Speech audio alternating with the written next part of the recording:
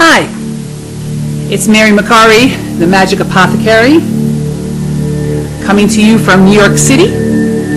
I'm going to be talking today a little bit about spellcraft and how one creates spells, how we start them, how we find out which one we want, how we get together some things to begin our spell work. And that is spell work that we are creating on our own, the way I create my own, by blending oils on our own, incense, making our own baths, our own soaps, our own lotions, any kind of medium, candles that you'd like to work with.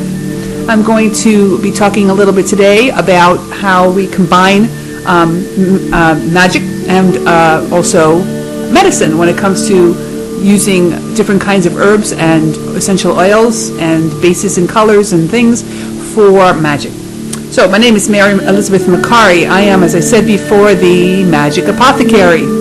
I am a root woman, a medicine woman. I'm an herbalist, medicinal herbalist.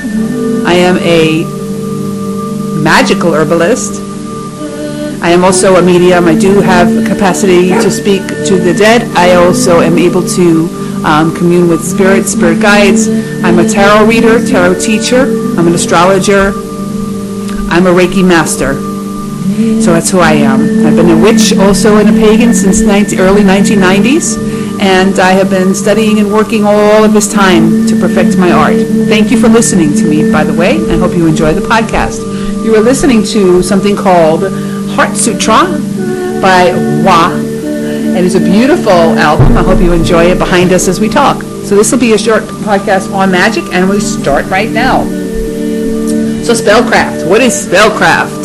Witchcraft, craft. People say magic arts, healing arts, witchcraft. It's about creation. It's about bringing into fruition something from chaos. From a desire comes a product, comes a material thing, comes a wish brought to fruition. That's what it really is. When I say to people who are not witches or not pagan and don't believe in, are afraid a little bit of our work, they usually will say to me, well, what are you doing? What's a spell? And I'll say, well, a spell is nothing more than a visual or prayer I can touch, I can smell, I can taste, I can wear, I can be within. It's a prayer. It's a continual affirmation. It's something that is continually just bubbling up and working because we have put ourselves in the position to not only see what we desire, but to bring about something that's going to help our brain and our spirit and our body to recreate that desire over and over again for as long as that spell will last. So that's what a spell is. Yes, there are dark spells as well as light spells. And every time I speak, I always go into this and say, be careful what you do. Everything you do comes back to you threefold. Never do magic that manipulates somebody else's will. Everything else is okay, as long as you're doing it to manipulate your own will or manipulate your circumstances. But as long as you harm none, all's good. So keep that in mind. Don't manipulate. Don't do black magic. It comes back on you. So if you want that, you go ahead, but please try not to. So that's what I'm talking about a little bit today. And what is magic? Magic is a lot of different things. It could be pulling a rabbit out of a hat. You know, people say that's magic. Or illusion. Is magic illusion? Well, in a way it kind of is. Spellcraft magic and magic that witches do is sort of illusion in a way. It's believing in something that's not there yet and making it come true. So I guess it's really kind of the same thing. Our magic many times is spelled with a K, M-A-G-I-C-K. You'll see that on the internet and books. And that was first coined by Aleister Crowley, A-L-L-I-S-T-A-I-R. Oh, let me spell his first name. But Crowley, C-R-O-W-L-E-Y, Aleister Crowley. You find him on the internet, information about him in many, many books all over Amazon.com. Pick up something about him if you're interested.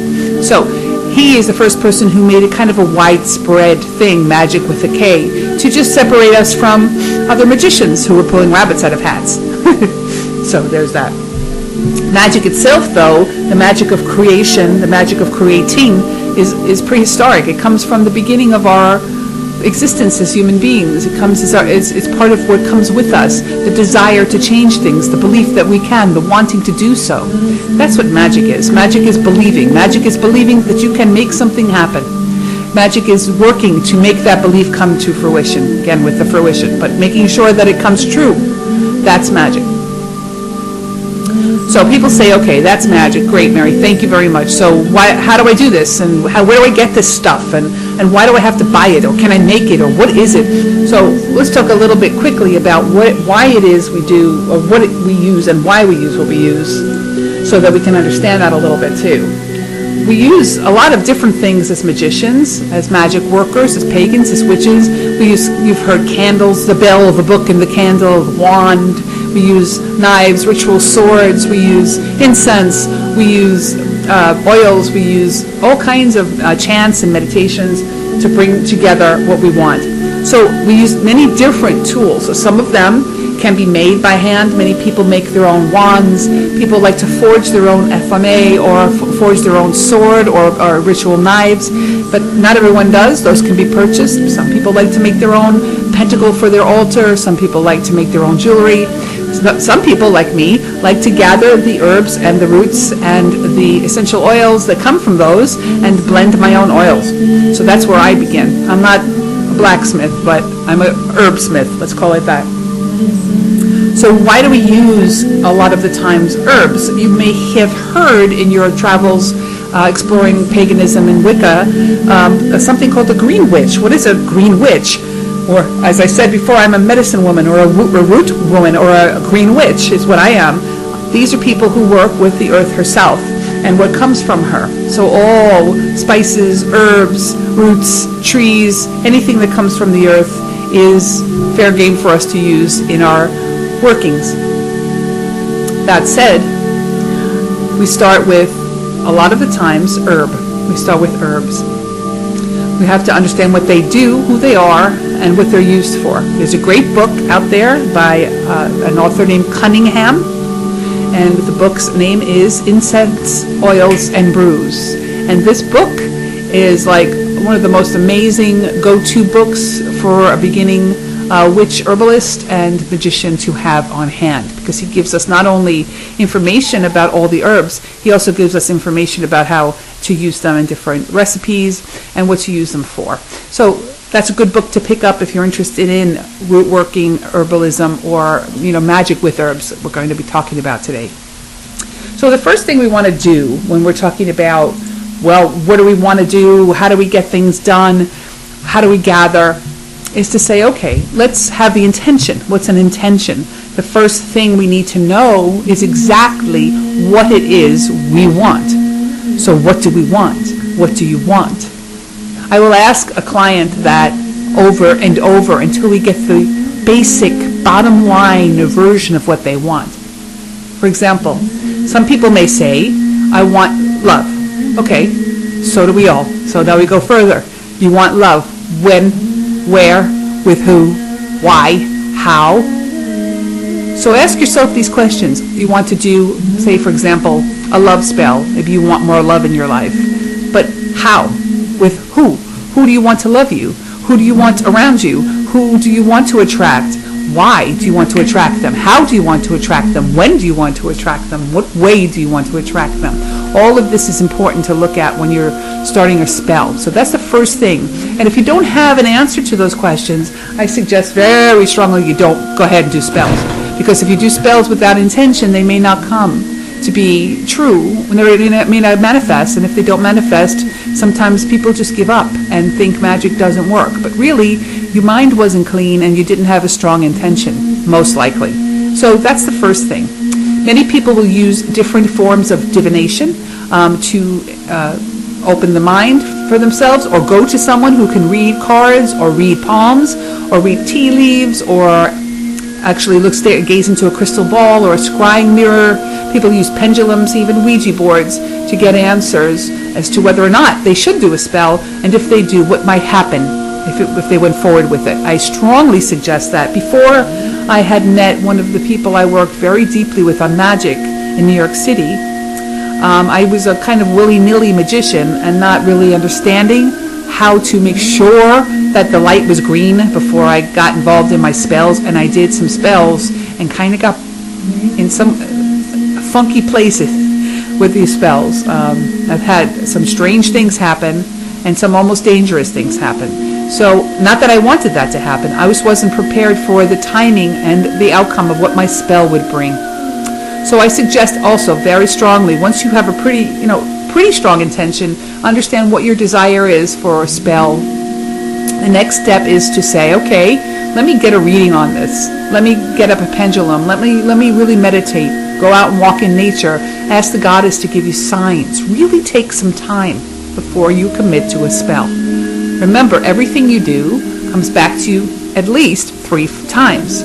So whatever you do is going to come back to you 3 times. So you want to make sure that what you do is something you want to come back to you 3 times. Always in light, always for the good of all. There's another great book called Positive Magic by Marianne Weinstein that is all about this kind of thought, where you stay in the light, where you stay in the positivity, where you don't say I don't want, but how to word spells so that they are in the positive, so they are in the forward moving energy. So that's something else to look into. The book The Secret, if you had seen that a few years back, it was a film and it was a book, and it's all over the internet.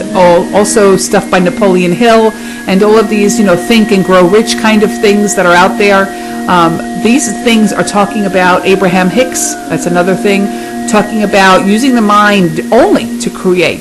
Now we're going to do 2 things, which is generally use the mind first. So that's what we're working on first. The reading is done. You're pretty sure you want to go forward with your spell, and you're now meditating on the outcome and pretty sure that you want to go forward. Next step is the research. You can go run and light a candle and can chant and hope that it happens, or you can be very, very, very meticulous about how you go about your work. I tell my classes here at the M Center, where I teach with my Magic Apothecary classes, that they must know many things as witches. The reason I've been studying all sorts of forms of magic and work since the early 90s until today in 2014, and I am still a student, is because it is impossible, first of all, to know everything you need to know to be a really good witch for yourself and for others. And also because you have to know so many things. Witches have to have a very good working knowledge, or should have a very good working knowledge of how the moon works. That's the number 1 thing you want to know about. What is a waxing moon? What is a waning moon? What is the difference between full moons and new moons? And how do we do moon magic? That's one of the first things out of the box that you want to think about. Moon is more powerful on its way to getting full. When it is waxing, it is drawing energy. It is pulling. The light and the power of the moon is pulling things up, like the tides are higher. Our blood is higher in our bodies, closer to the surface. Women tend to go into labor when the moon is full. So there's an answer. And also people tend to go a little off the track mentally sometimes when the moon is full, because the brain is swollen even. Everything swells up, so things are bigger, fuller, higher. So this is when we want to work magic for abundance, to bring things into our lives from the new moon to the full moon. That is the time when you want to bring things into your life. The full moon to the dark moon is when you want to take things away, to lose weight, to lose fear, to release yourself from a dark spell or a black depression. That's the time you work on that stuff.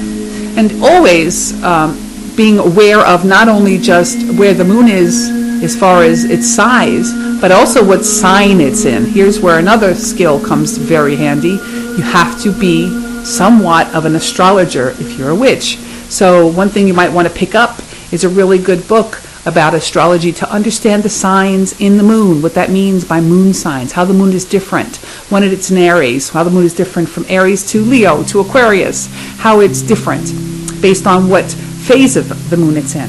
So this is a study that hopefully many of you will take up, and maybe I'll talk about further on down the line. I hope we have time to do that. Okay. So also we want to talk about astrology as a way to open up the path based on hours of the day. Astrology, every hour of the day is ruled by an astrological sign. So there are sun hours and Mars hours and Mercury hours and Saturn hours and Jupiter and on and on and on. They're ruled by planets and sign. You want to also be aware of when you're doing your workings, what planet and or sign is in power at the time that you're working on your spells. So getting yourself something that tells you a list of planetary hours, you can buy those on the internet in witchcraft books, or you can look online to find one planetary hours program, or you can actually get one in your phone. I have a really great one in my phone that was just whistling for me, telling me what hour it is, the hour of sun, perfect time to be talking to you guys about magic and power. But it tells you when the hour changes, and it tells you what sign it's in and what planet is ruling. So it's important to know, and a very cool way to know about your day and the tides of the day and what planets are in power. So that's another thing to think about. So planetary hours. So those two things are astrological, but we talked about tarot, we talked about maybe pendulum or scrying. Divination is a very important part of being a witch, being able to divine for yourself and for others, being able to find a way to find answers that only the divine themselves, your angelic beings, your spirit guides, your god and goddess, or your higher self know, or you're not able to see. So this is like number one most important thing, is to take out, take up a study of tarot or some kind of a divination, like all of those that I mentioned before. And then there's, of course, astrology. Do you have to become an expert astrologer? No. Do you have to become an expert tarot card reader? No. Should you be well versed in these things? Yes. The more the better for you and your work. So that was the prep steps, right? Many times people want to work candle magic. That's one of the most popular things people want to work with, is candle magic. It seems easy. You buy a candle, you spray some oil on it, you go. Yeah, okay, great. That's a good way to go. But it's just a candle. So what do you want to do with that candle? We'll go back to our generic love spell as an example. If I want to bring hot love, sex stuff into my life, and I'm going to say, yeah, I want to light a candle on this. Let's just talk briefly about candle magic, and then we can go into other ones as this series goes on. But if I want hot, passionate sex love stuff, I'm going to want a red candle. Why? Pink is nice. Pink is pretty. Pink is love. Pink is sugary. Pink is sweet. Pink is romance. Red? Sex. There are many charts all over the internet and in books that you can purchase about the correlation between things and colors. So what do we think of when we think of green? Well, we think of jealousy, yeah. We also think of money. When we think of gold, we think of gold. When we think of orange, sometimes we think of brightness like the sun. Purple could be about the third eye, opening up the psychic powers. White for generic. So if you are not sure what color candle maybe you want to buy, white's always the most appropriate. You can just pretend it's any other color you want it to be. So that's one way to go. So say we have this candle. We certainly could make a spell in a zillion other ways, but for now, for today, we'll talk about a candle and making a hot love sex spell with a candle.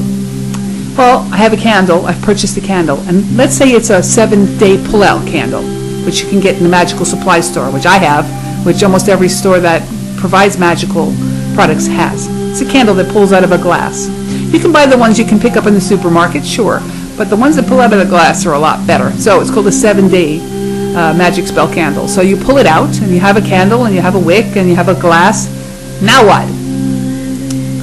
Now is when the herbs come in, at least in my opinion. Now, everybody's got their different opinions, but this is the way I do magic. Herbs. If we have Cunningham's book of incense, oils, and brews, we have a pretty good idea of how to find out what a love herb is or a love oil is. We just look through the book and we say, okay, love, okay, oh, roses, sex, okay, something hot and spicy, maybe some bay leaf to honor Venus or Aphrodite. So you start doing your research and saying, okay, what herbs do call to me? Let's look through them. What do I have in my closet? There's a great book out there called The Supermarket Sorceress by Lexa Roseanne that I love. It's a little tiny book, easy to put in your purse or in your pocket and go to the supermarket with and pick up spices right there in the supermarket, dried spices and herbs. Whole Foods, by the way, has a really extensive fresh herb section, as do many other places online. I usually tell my students to get stuff locally if they can find it at the farmer's market, fresh. Be can't find stuff fresh or don't want to bother, there are three great herbal suppliers I love. Jeans Greens, Jeans, greens.com. It's a New York state-based herbalist store, and they have wonderful herbs and all kinds of teas and great things. Also, Rose Mountain Herbs, find them online, and Star West Botanicals. In Manhattan, there's a wonderful store called Flower Power on 9th Street and 9th and 1st, between 1st and 8th. So that's another place you can go just pick up herbs. But you can find them a lot of times in health food stores or bigger stores that have a lot of herbal tinctures and things like that. You might find some herbs. You can also not use herbs, but also choose to go down the route of essential oils. If you do buy essential oils, you maybe want to blend them, because we don't need to use them in their total strong strength. We can use about 1/10 essential oil to 9/10 carrier oil. Carrier oil. You can mix and blend that oil yourself. You can make a special oil yourself, having done your research on all of your herbal choices using essential oils. In a carrier oil, you can put in roses and, like I said, bay laurel, and you could put in pepper, or you could put in passion flower. You can put in, I don't know, a bazillion other things. Amber. You can put in orange oil. There's tons of things that are used as aphrodisiac in different ways. You can purchase those. You can put them all together, and you can make your own oil blend. So usually it's like 1 to 9 ratio, essential oil to regular carrier oil. If you are allergic to nuts, do not use almond oil, ever. If you do use jojoba oil, that's fine for people who are sensitive to nuts. Also olive oil, but should be extra virgin, and be careful because olive oil does go rancid in heat, but if you keep it in cold, it turns solid. So there's that. I have recently been working with coconut oil, which is kind of fun. It does always have a coconutty smell, but it does go on solid, and it can be used as a sort of solid perfume if you like to try that. So that's interesting. With a couple of drops of beeswax, you have your own solid perfume. But we'll get into that another time. So I've chosen, say, all of my herbs. I have both fresh and I have essential oils. So what do? Well, we can carve something into your candle that says what you want. You can write out what you want and put it inside of the candle glass on the bottom. Very careful. Not to let it burn, or where it can burn, so it can explode the glass. Any kind of herbs you put into a candle should be in the bottom of the candle glass, don't sprinkle anything on the top that's really big, like a rosebud or a clove. Those go on fire, and they can cause, actually they explode the glass. How do I know this? I've done it. So don't do it, please. And wax everywhere is dangerous for fire. So anyway, so we've written on our candle, we've rubbed it all over with our oil, we've saturated our herbs with oil and put them in the bottom of this candle. Maybe we've written out exactly what we want. We know what planetary hour we're going to use for love. Wouldn't it be Venus? Wouldn't that be great? The hour of Venus. That's when we should be doing a love spell, say. Also, we're going to do it on what day of the week? Do you know, guys, that every day of the week is ruled by a planet? Probably many of you do. So Monday is the moon. We go back to the Latin or Italian. Lunedì is Monday, lunar day. Tuesday is Martedì, day of Mars. Wednesday, Mercoledì, that is Wednesday, is a Mercury day. Thursday is Giovedì, Jupiter day. Friday is Venerdì, which is Venus.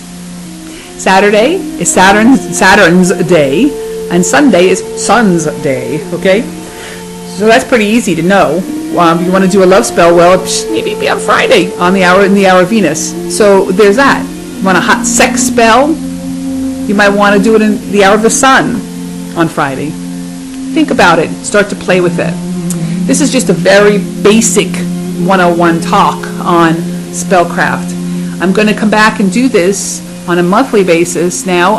Reason that my podcasts got a little backed up was because we moved from working entirely in my home-based studio to an outside studio where I have a space now. I don't necessarily provide products by choice online any longer. I found that a lot of people call me and want a lot of dark spells, and I'm just not interested in making those for people, so it was wasting my time. But what I do in New York City, out in Brooklyn, New York, easy to find me. You can give me a call at 347-492-0534. It's 347-492-0534. Or write to me at the Magical, Magical, Apothecary, that's spelled Apothecary, @gmail.com. You can check out my website. It's the Magic, with no L, magicapothecary.com, where I post articles and information, as well as ideas of how I create spells, how we do readings here. Once a month, we have a psychic night, and we read cards for people at a very low price. And it's a first come, first serve. You have to make an appointment many of the times. It gets very busy. Also, after readings, generally speaking, is when I will do spell creation. That's how we do this. You come to me for a reading. I read you. We talk. I do that part of it for you. And then we talk about creating spell. And I create it for you. So I have all of the equipment and I have everything to make spells. I make everything from scratch by hand with 100% organic essential oil and herbs. I am an herbalist, and so I work also with healing. And I talked a little bit about that at the beginning. Every spell we make, every time you take up something like a rose and put that in your love spell, look at the other side of it and look up what roses are used for healing. Well, many times roses are used to heal the libido of women. It's considered something that can heal the skin, particularly that of the vagina. Isn't that interesting? And other mucous membranes in the body. So also it's antibiotic and keeps you clean and keeps you from having any kind of infection. So it's a useful, beautiful flower. We love roses. They smell fantastic. They come up in June, and June is the month most of us talk about, people talk about getting married. That's the month of June, with roses everywhere and love and fertility everywhere. So every time you pick up do me a favor, every time you pick up an herb or an essential oil that is used for magic, please look at the corresponding herbal healing meaning behind it, because 9 out of 10 times they are the same in some way. There's a lot of fun to look at that and to realize that. And I talk a lot about that in my other podcasts. We talked about echinacea like that. We talked about other herbs like that too. All right, so that's a basic outline of doing how we get spells done, how we start them. If you have any questions, always feel free to write to me. I have people do that all the time. I love talking to my friends out there and wherever you are. I love it, and I love that people write to me and say, please make more podcasts. And here's another, so I did. And I'm sorry for the lag in time. If you do want to make an appointment to see me personally, do make a phone call, and we'll make a time for you to come in. I'm here 7 days a week. It's a lovely little space full of love and light, and I try to be too. Blessed be to you all. May the God and Goddess bless you and provide for you everything you have ever wanted. Bye for now.